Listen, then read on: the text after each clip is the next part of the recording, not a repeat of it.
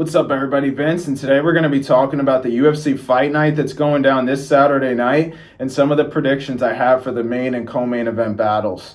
Now, to start with the co-main event, we have Brendan Allen, the number 4 ranked middleweight contender, going against Edmen Shahbazyan. Now, this is a really interesting matchup, kind of an unexpected one. I know that Brendan was looking for a fight up the ranks. Unfortunately, he couldn't get one.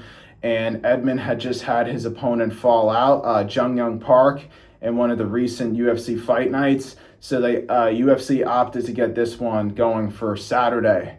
Now, in the striking department, if this fight were to happen a few years ago, my money would probably be on Edmen Shahbazyan. However, in a striking match this year, Brendan's striking has improved tremendously over the past few years, especially if you look at the Marvin Vettori fight, where he was essentially fighting Marvin's fight, a close range brawl essentially, and Brendan still came out on top and landed the more effective strikes.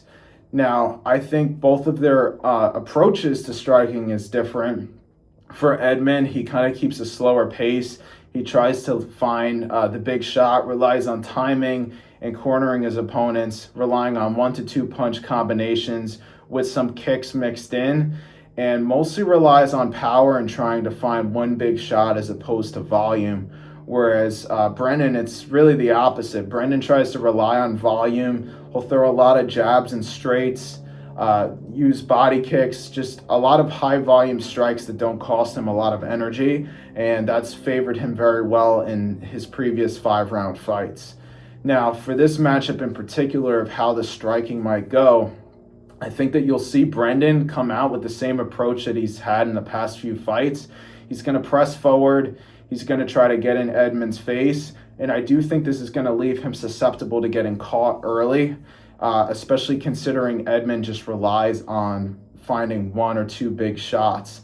And for Brendan, even though his defense has improved, especially with his blocking, like if you see him throw a straight right hand, his left hand's right there, ready to cover up for any counters. However, his head movement hasn't necessarily improved at the same rate, and I do think that that's going to be a factor in this fight, especially if you look at the Marvin Vettori fight where he had Marvin very tired by the end of the second round. Marvin still landed at almost the same rate as Brendan did.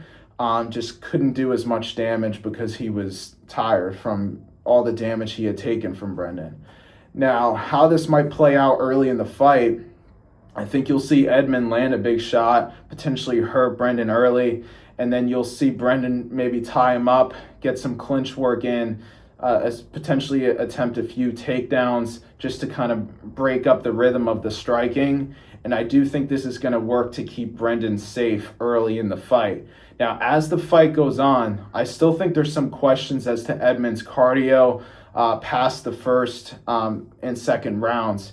If you look at the fight that he had with Gerald Meerschaert, he was doing fine. He was landing the better shots. He was controlling the fight. He lands a right uppercut to the body, and which Gerald dropped from that, and then he just got on top and started, his ground and pound.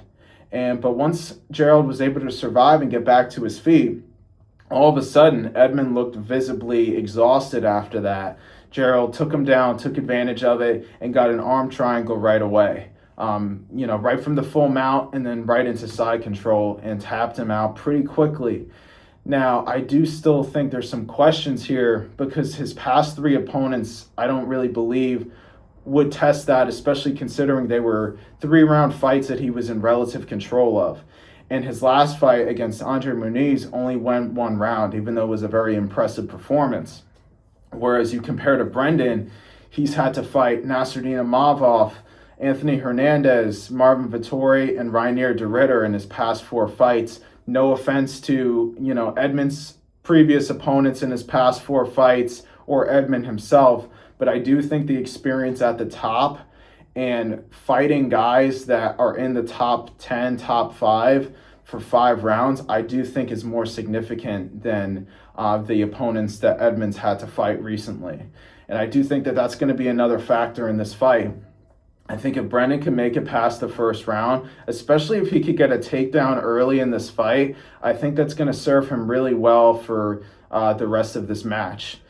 For Brendan's fight against Nasruddin Imavov, He was doing really well, even in the striking in the first round, and had taken Nasruddin down, controlled him really well. But then he got tired himself in the second and third round, and I think that's what really cost him in that fight with the current, arguably number one contender, Imavov. And I think now that Brendan's working with Bilal Muhammad in Chicago, I don't think that the cardio is going to be as much of an issue now, especially considering the Reinier de Ridder fight. And, everybody talks about Reinier de Ridder having to make weight 5 times that year and how much of an impact that had on his cardio for this fight. But everyone seems to forget how short notice that it was for Brendan. I believe it was actually on 9 days notice, and I might be misquoting, or at least 2 weeks. So there was a good amount of time where Brendan, you could argue, wasn't in training camp shape for that fight, yet he was still able to outlast Reinier de Ridder and had the better cardio over the course of the 4 rounds. So I think in this matchup, if it goes into the second and third round, I think that you'll start to see Edmund gas just from the pressure that Brendan's going to keep on him, especially with the grappling. I don't know if we've seen Edmund's grappling tested enough. I know he fought a grappler in Andre Petroski, but we need to see him fighting the grapplers in the top 15 and top 5 again to really get an idea of where it's at now. Because if you look at his performance against Derek Brunson a few years ago, and again, I know that was a few years ago, that was a different time from him. He was young coming into the UFC.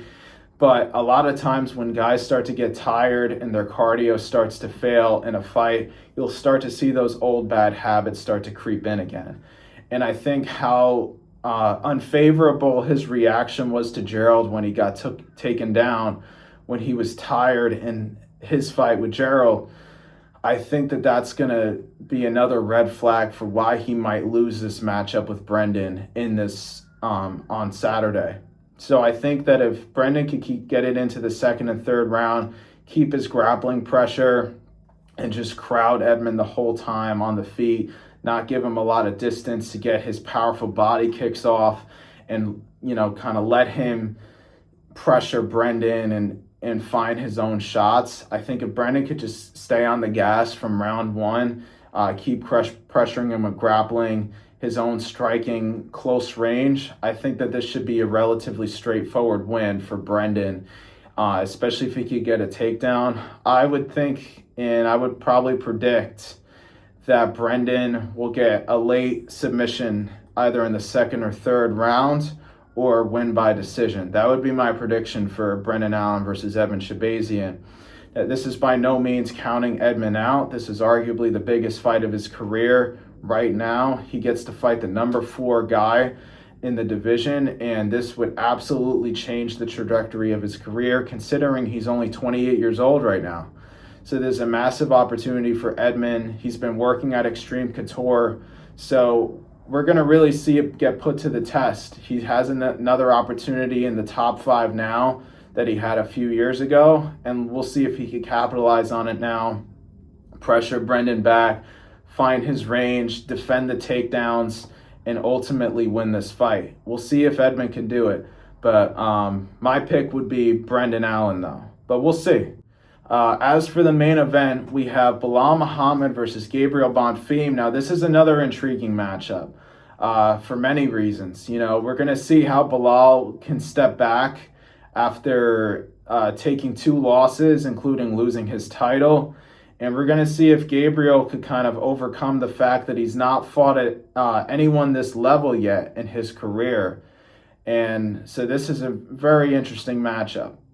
For Bilal, in the striking department, and for Gabriel too, obviously they have very different approaches as well. Gabriel loves that lower calf kick, lands it very well. It's fast. He landed it even on Stephen Thompson, who's arguably one of the best kickboxers the UFC has ever seen.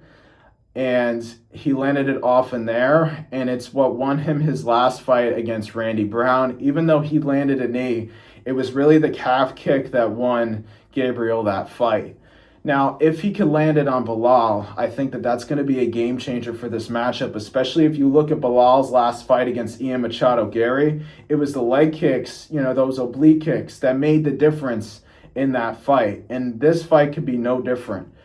And I think for Bilal, he just has to pressure him, because if you look at Gabriel's performance, especially against Stephen Thompson, and keep in mind, Gabriel's still young in this division. This is his first fight against a top 5 guy. It's a lot of expectations on him, but we have seen him kind of succumb to the pressure in previous fights, especially the Nicholas Dalby fight, which I know, again, was a few years ago, but it's still worth mentioning. Dalby brought the pressure and pressed him the entire fight. Now, who also does that? Bilal Muhammad. If you look at Bilal's fight against Sean Brady, that's what won him the Sean Brady fight too. And we've seen how well Sean Brady has done in this division since that fight. And I think that the pressure of Bilal is going to be his winning factor here. And if you look at how Gabriel reacts when his opponents press him and when he's getting struck, I think that there's some red flags there, especially if you look at the Randy Brown fight, which just happened not too long ago. Anytime that Randy threw even a jab or a straight right hand, there was these big reactions from Gabriel. If you look at the Stephen Thompson fight that Bonfim had, when Stephen Thompson landed that left head kick, Gabriel had a big reaction, and then he went in for the clinch right away, which again is smart, but the reactions themselves, his facial expressions, how his muscles twitch when a person's striking him, it could be a problem in a matchup with Bilal Muhammad. Whereas if you look at a guy like Bilal, when Bilal was getting hit with those big shots by Ian Gary, he was just pressing forward the whole time. It didn't really faze him. He just defended or did his best to defend and then got right back on the gas. And I think that that's going to be the difference here. I think that when you see Bilal press Gabriel, Gabriel's going to land a lot of those lower calf kicks early in the fight. But Bilal's going to keep moving forward on him like he always does. And I don't know if Gabriel has the right reactions or enough experience to be able to handle that pressure. And Bilal has great combinations too. Bilal's striking and his entire MMA game in general gets, for some reason, a lot of criticism. But if you look at his best performances, he's one of the best guys in this division still. Even at 37, like he says, he started late. So I don't think he's taken as much damage as some of these other guys have. And I still think he has some time left in this game. Now, when he presses forward, he loves that kind of ducking 1-1-2. He lands it on pretty much everybody. He even landed it on Della Maddalena, and he landed it on Machado Gary too. He loves that combination. In particular, when he's done throwing a boxing combination, if he throws a right hand, he'll usually come back with a back fist too. Catches a lot of guys off guard. And if you look at the Jack Della Maddalena fight, if you look at why Bilal's striking numbers are so high, and that's something that's deceptive about him too. Even in the Ian Machado Gary fight, if you look at the stats, sometimes it can be confusing when you actually watch the fight and you just realize how many shots that Bilal actually lands in these fights. Well, it's because of the fact that when he gets into an exchange or when he takes a shot, he stays so close to his opponents that he's just right there to counter every single time, especially with his lead hand.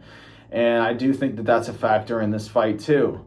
I just think that Bilal's 5-round experience, which is something that Gabriel doesn't have yet, having that 5-round experience, the durability that he has, plus the offensive wrestling that's always in his back pocket, I think that Bilal has a lot of avenues to win here.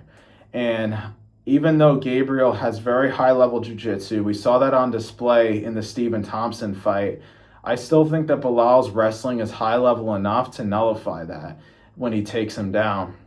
And I do think that he could potentially take Gabriel down.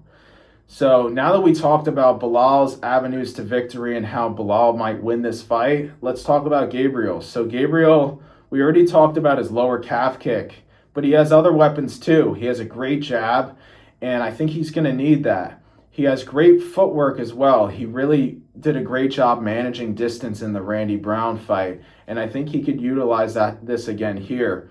You know, you think about it, Randy Brown is 6'3" with a 78-inch reach, and Bilal being much shorter than that, that might be good for Gabriel in this matchup. If he was able to control the distance against a guy that's longer than him, he might be able to do it against a guy that's shorter too.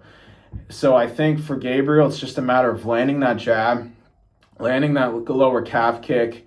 If Bilal tries to shoot in, just get a clinch, try to turn him over, land his own knees in the clinch, slow the fight down himself, try to take his time in there, conserve energy, given that this is probably his first fight that's going to go into the championship rounds.